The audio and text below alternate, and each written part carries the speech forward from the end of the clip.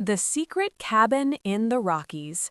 Eleanor Hayes had always been the kind of woman who found solace in the quiet rhythms of life. At 68, she was a retired high school English teacher from Boulder, Colorado, where the Rocky Mountains loomed like ancient guardians over the Flatirons and the bustling university town. Her days were filled with simple pleasures, tending to her garden in the summer, knitting scarves for her former students in the winter, and rereading the classics by the fireplace. But 6 months ago, everything changed when her husband, Jack, died suddenly of a stroke while hiking one of their favorite trails in the foothills. Jack had been her rock, literally and figuratively. A geologist by trade, he spent his career mapping the hidden veins of the earth, prospecting for minerals in the high country. They met in college, bonded over a shared love of poetry and the outdoors, and built a life together in a cozy mountain home outside Aspen, a place they called Eagle's Nest.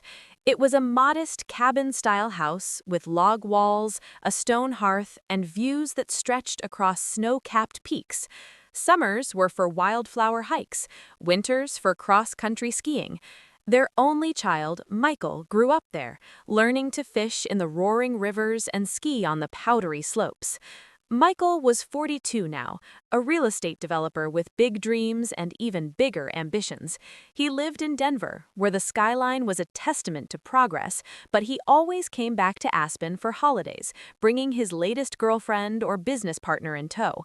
Eleanor adored him, flaws and all. Jack had been more reserved, often warning her that Michael's hunger for success might blind him to what truly mattered.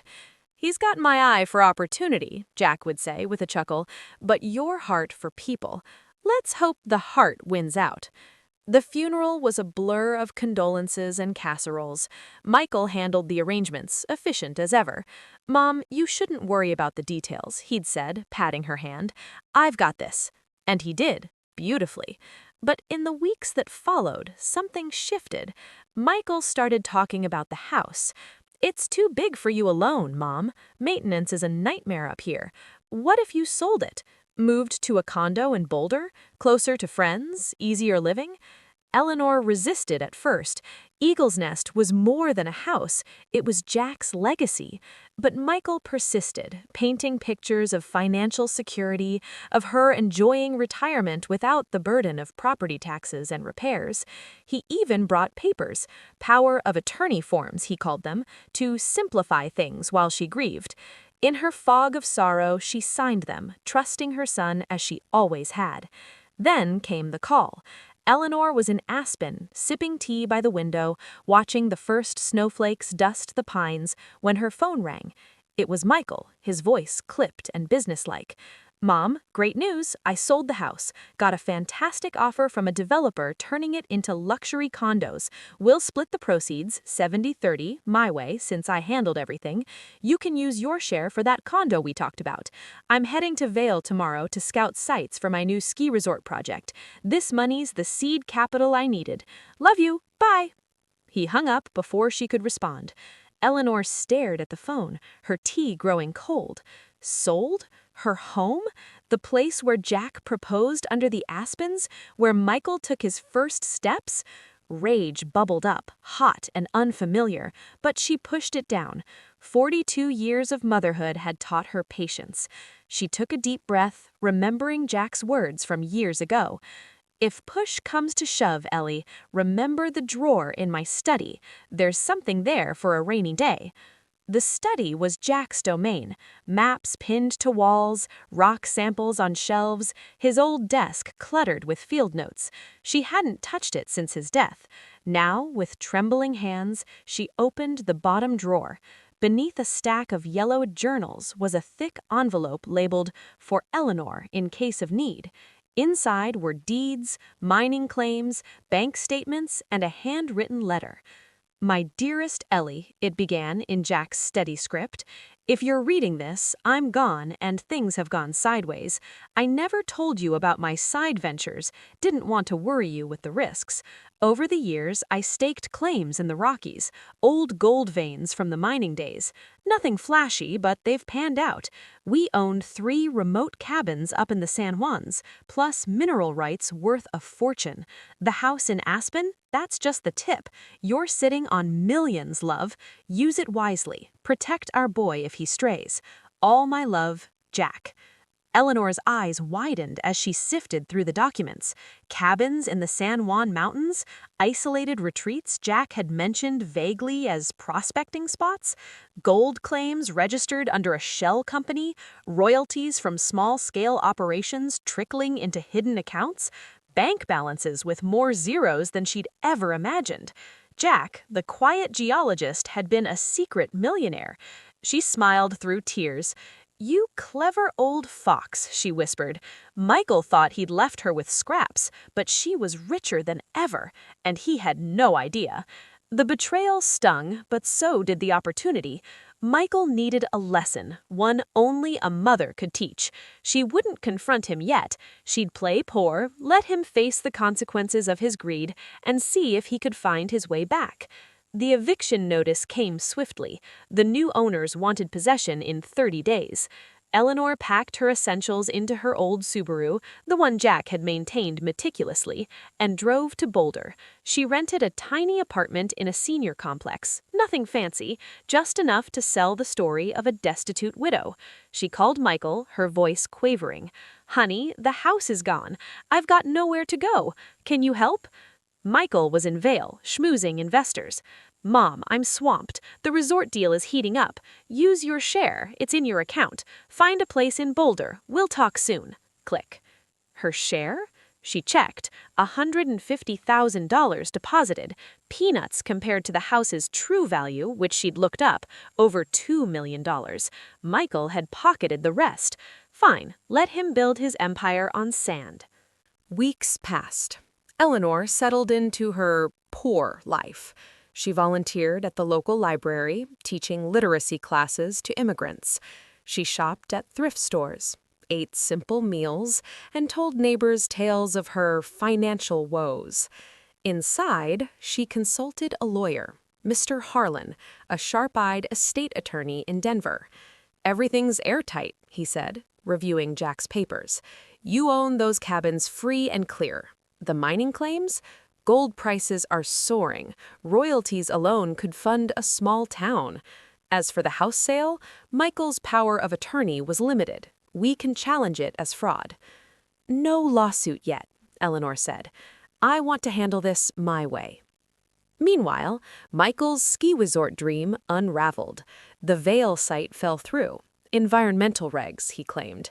Investors pulled out when due diligence revealed he'd overstated assets. Whispers spread. The money from his mom's house was family funds, but audits showed discrepancies. Creditors called. His Denver condo mortgage defaulted. Girlfriend left. Suddenly, Michael was couch surfing with buddies, his BMW repossessed. He called Eleanor one blizzardy night in December. "Mom, things are rough. The deal tanked. Can I crash with you for a bit?" Her apartment was a one-bedroom shoebox. "Of course, honey, but it's tight here. We'll make do." Michael arrived with a duffel bag, looking haggard. The confident developer was gone. In his place, a man with stubble and worry lines. "This place is cozy," he said, eyeing the thrift store furniture. "It's what I can afford," Eleanor replied mildly. "Your share helped, but bills add up." Guilt flickered in his eyes, but he changed the subject. "I'll find work soon. Maybe in Aspen. Ski season's starting." Aspen welcomed him with open arms, at first. Old friends got him a gig as a lift operator at Buttermilk Mountain. "Entry level," he grumbled, "but it'll tide me over." Winter hit hard. Blizzards dumped feet of snow. Michael shoveled walkways at dawn, operated lifts in sub-zero winds, dealt with entitled tourists. "My hands are cracked from the cold," he complained over canned soup dinners. "These rich kids tip like misers."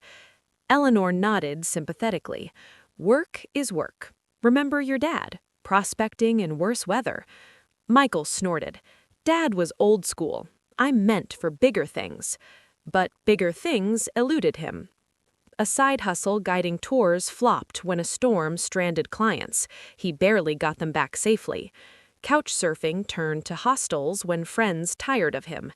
He lost weight, gained humility. One night, after a 12-hour shift, he broke down. "Mom, I screwed up. Selling the house. I thought it was best. For both of us." "Best for you," she said gently. He hung his head. "Yeah, I was greedy. Dad would be ashamed." Eleanor let him stew. Secretly, she visited the cabins. The first, near Array, was a rustic A-frame with solar panels and a wood stove. The second, higher up, overlooked a valley where Jack had staked his claims. The third was a gem, perched on a ridge with hot springs nearby. All off-grid, all hers. Royalties from a small mining op deposited monthly, $50,000 last quarter alone. Spring thawed the snow, and Michael's fortunes shifted. He stuck with the lift job, promoted to supervisor. He started volunteering with a trail maintenance crew, clearing paths Jack once hiked. "Feels good to give back," he admitted, "like Dad did." One day, Eleanor found him poring over maps. "Thinking about conservation," he said. "These mountains are fragile. My resort idea would have wrecked habitat." She smiled. Time for the reveal. They drove to the San Juans, Eleanor claiming a day trip for old times. At the first cabin, she unlocked the door. "Welcome home." Michael gaped. "What is this?" "Your father's secret. He left us more than you knew." She laid out the documents. Cabins, claims, fortune. Michael's face crumpled. "You knew all this time while I was freezing my ass off?" "Yes. You needed to learn, son. Greed blinds us. Jack protected us from it." Tears streamed. "I'm sorry, Mom, for everything." Forgiveness came easy. They reclaimed Eagle's Nest, lawsuit won quietly. Michael quit development, channeling energy into a foundation, Hayes Conservation Trust, preserving Rockies land, funding eco-tours and education. Years later, at a ribbon cutting for a protected trail, Michael toasted Eleanor. "To Mom, who taught me the real gold is in the earth and the heart." And Eleanor, watching the peaks, felt Jack's presence. Lesson learned, legacy secured.